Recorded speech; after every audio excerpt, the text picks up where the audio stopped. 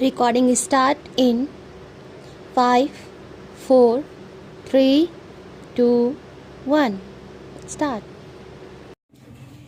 Mr. Vice Chairman, I rise to associate myself fully with the resolution and the concern which has been expressed from all the various sections of the House regarding the urgent necessity of developing rural industries.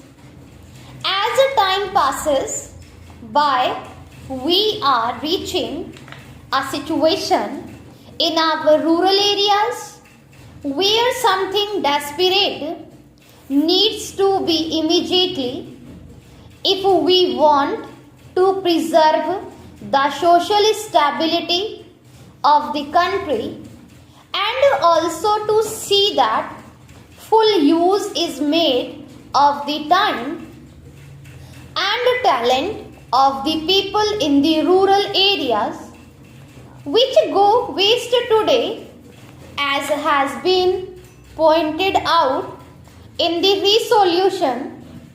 Sir, the Planning Commission and the Government of India have applied their minds to the various isolated aspects of rural industries, and some valuable reports have been published and some important recommendations have been made in these reports which need consideration, but unfortunately there is no high level decision regarding the various issues which face the country.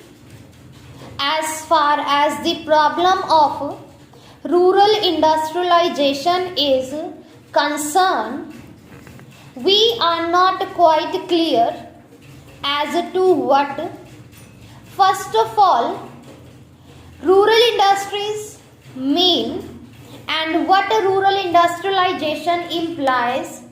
Does rural industrialization mean the utilization of local resources in order to meet the local needs, or does rural industrialization imply the creating of surplus and in the rural areas which could be exchanged with the surplus in other centers of the country and thereby create a richer life for the rural areas? Various opinions have been expressed with regard to this problem, but there is no authoritative determination of the policy regarding the meaning of rural industrialization.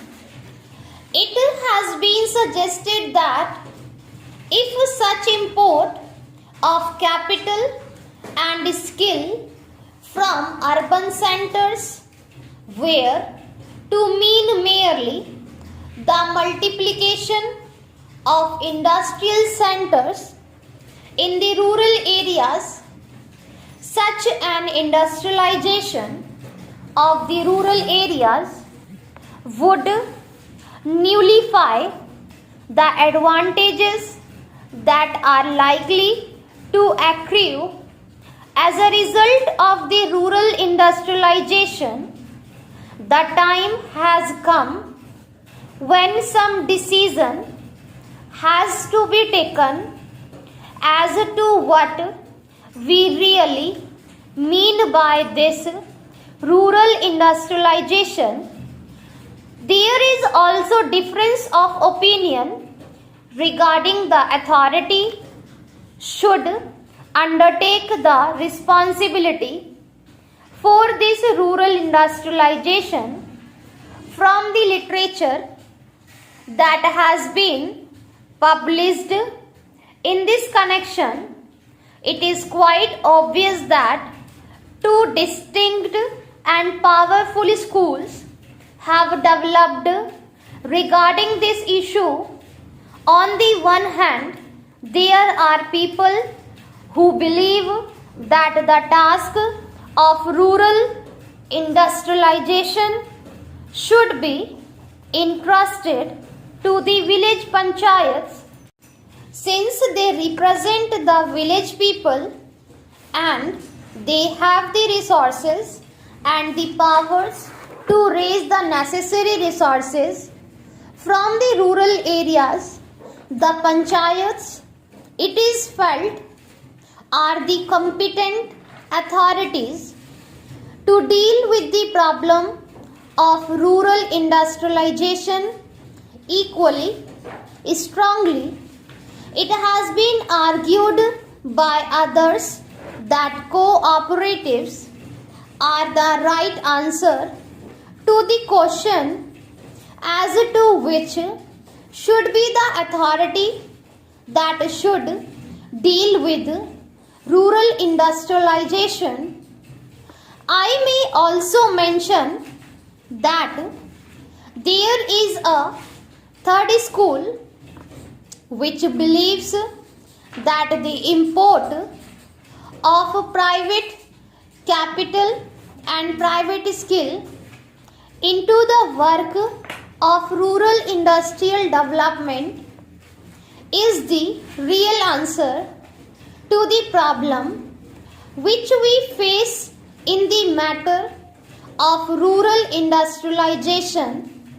Here again, some authoritative determination of the policy has become necessary because in the absence of such a policy, ad hoc decisions are taken which sometimes cancel each other, and therefore the rapid progress which we hope and wish for in rural industrialization becomes impossible.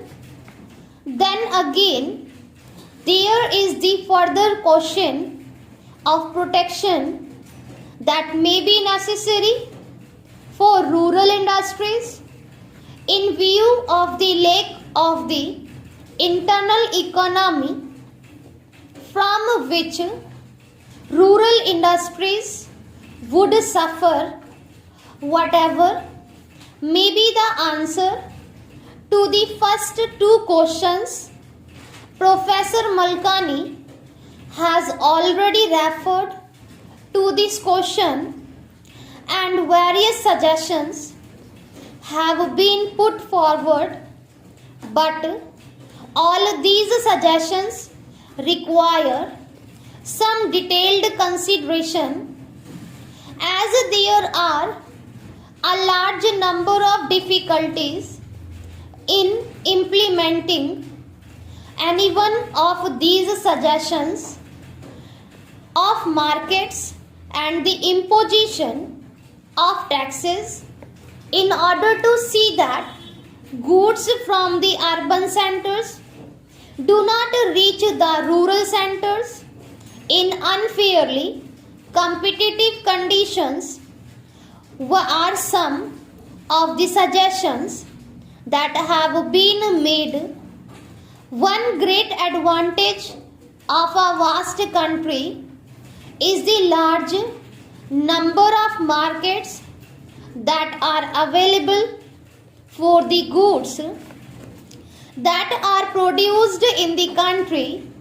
However, if these markets are artificially restricted and goods are not allowed to move from one center to another, I am afraid more problems would be raised than solved if this protection is sought to be given in this manner.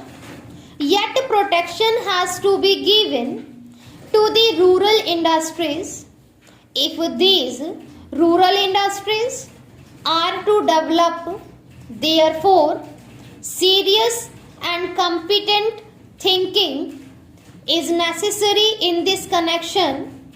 And again, time is running fast, therefore, it is desirable that we should have some authority which could examine the various issues involved and determine the policy with regard to this matter also.